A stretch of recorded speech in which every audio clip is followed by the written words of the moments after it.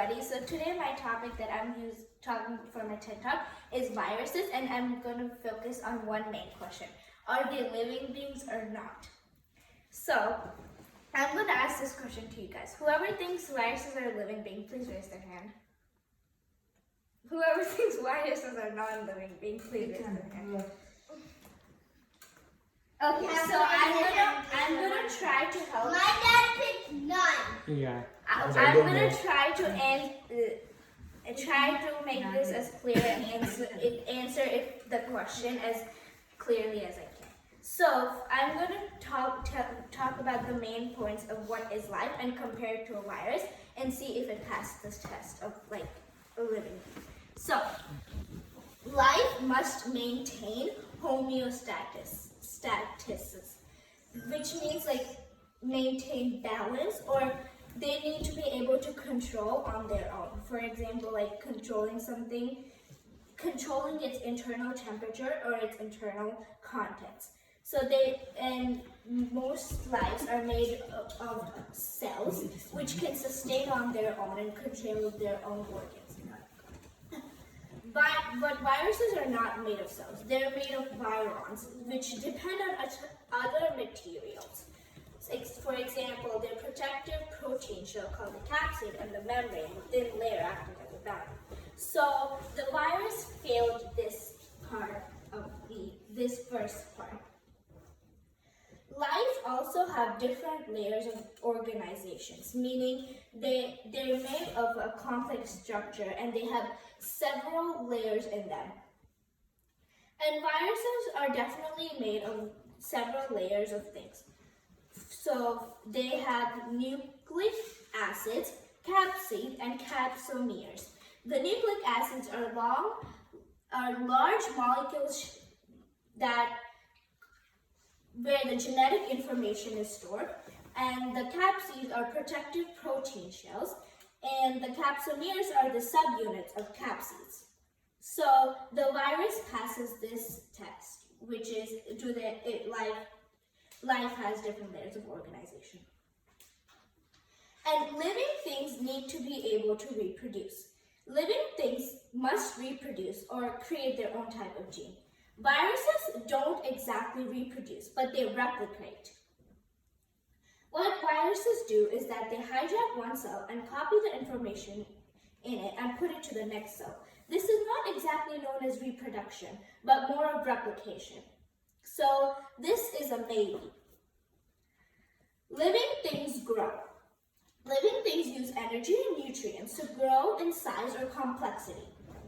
Viruses manipulate host cells to create its fully grown, so it already creates its fully grown state and copies it to the next cell.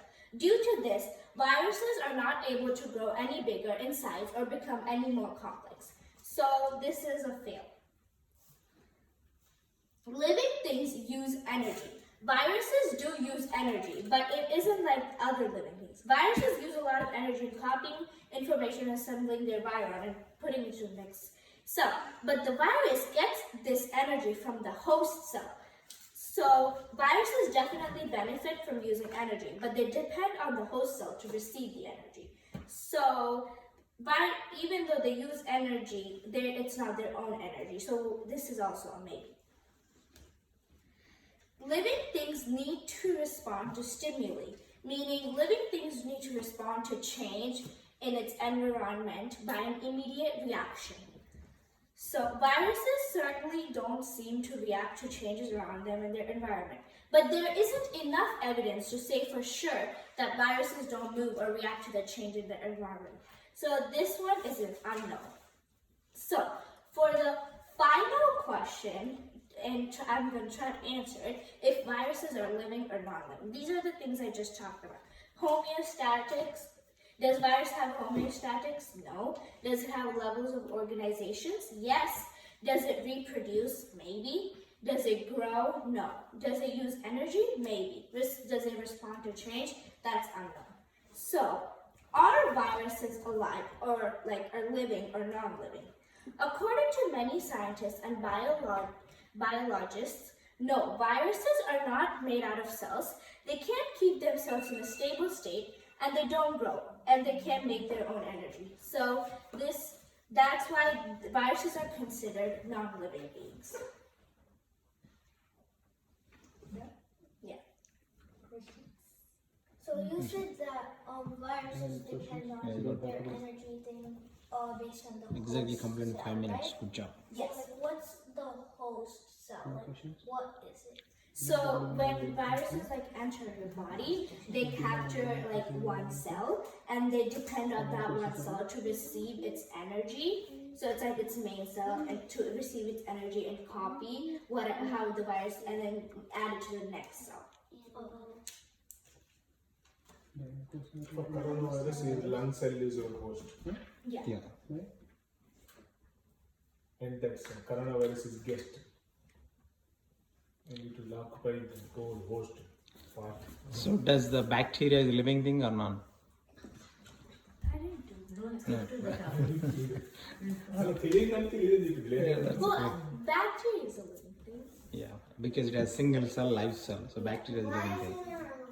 Virus is not, but bacteria is Can you living please thing. go to the first, second? I understood the 4, 5, 3. Yeah. These things are really tough for me to understand. What is hemostasis? Hemostasis is basically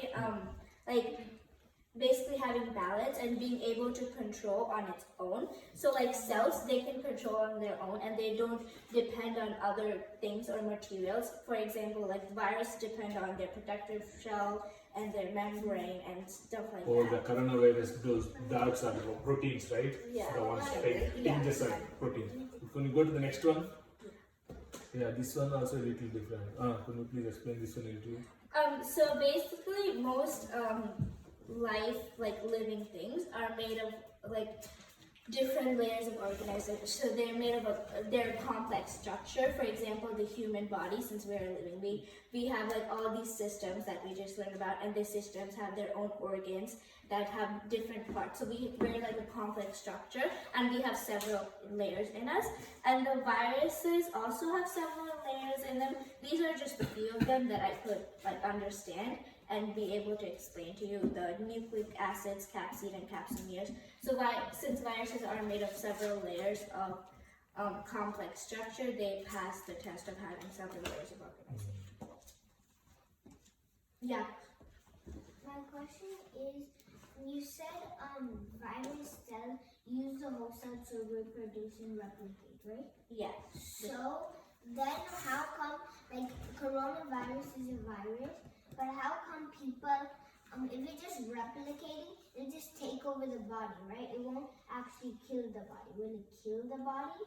Because by coronavirus, people are dying. Well, yeah, it does. So what the virus does is, so one virus gets into your body, and that virus it harms the cell that it's hijacked. So that cell dies, and it uses the same information to replicate the same thing to the next cell, and then it keeps destroying the cells because it's the so same. you're saying it kills the cell, but then uses the cell's energy or information to make a new cell. Yeah, because it's technically hijacking So or it's actually kidnapping the it's cell. it's using something that is already done, killing it, and then making a new one. Yeah, using the information. So the virus, the first virus that came into your body and hijacked, will copy the same thing that it did and put it into the next cell, so that way it can destroy the So cell. for example, the virus get into your lung, you start with one cell, keep on damaging entire lung. So once your lung fails, your organ will fail, right? And then people will die. If the lungs fails or heart fails, so if any of the vital organs fails, people will die. That's what happens. No, because Auntie taught me something. You cannot die unless and until something happens to your heart. So No. So if your lung dies, There is no. well, it There's also no- affects the heart. So in one way or the other, it has to affect the heart to die oh, for the human It being. has to- Person has to die means heart should stop. Yeah, No because the- if the lungs are not working, then the heart Cannot get the blood. cannot get oxygenation, and then it can't put the blood cells or That can be a oxygen in the coronary, blood. that can be a coronary artery stroke or whatever. it Yeah, is. But that's all why of you the die. systems are connected, So another way to put it, the disease doesn't have to start with the heart. Yeah, It but starts it has with to any affect the organ. heart in some sort of way. Exactly. So if lung is not functioning, so obviously blood doesn't get the oxygen. Your heart itself dies itself, Yeah. right? Mm-hmm.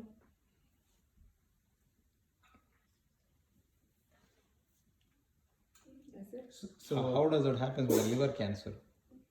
Anything heart has to die. The person has to die means heart Heart has to die, that's true. That's it. That's that. That's it. If brain dies also, that's it. Man will be living. He'd just be dumb. You're just really, really dumb. Okay, any other questions? Go. So for the virus, right, to kind of control or to prevent it, spreading. So how does the medication works for the virus? So because the virus takes over some cell and then leaving it and try to reproduce, right? So what exactly needs to be done, to kill the virus? So for like what I know, I haven't really researched, but for what my knowledge from previous lesson, basically it's like to prevent it, the doctors or they give you like flu shots that they like send the like a really small significant amount of the virus into your body so that your body can be able to get used to it and able to how to react when you get it like in a huge bigger amount. And so the doctors usually don't use medicine on people who can actually fight it off. So in other words, when you have a bacterial infection, right, doctor prescribes the medicine, isn't it? Yeah. What do they prescribe for the bacterial infection? Antibiotics, right? Yeah. But the virus, why didn't they prescribe so frequently for the virus?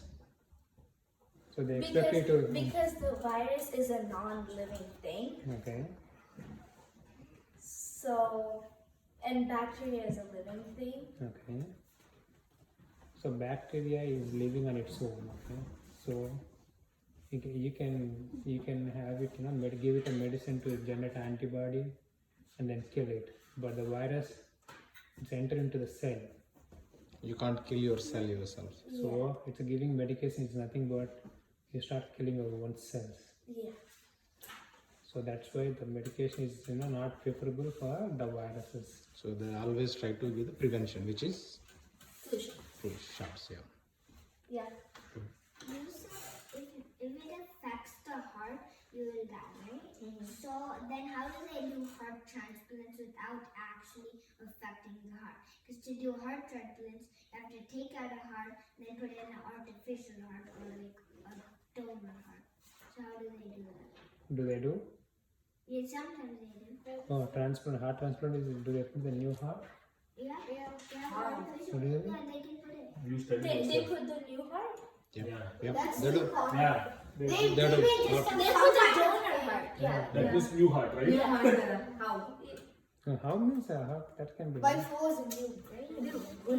Is it but that's because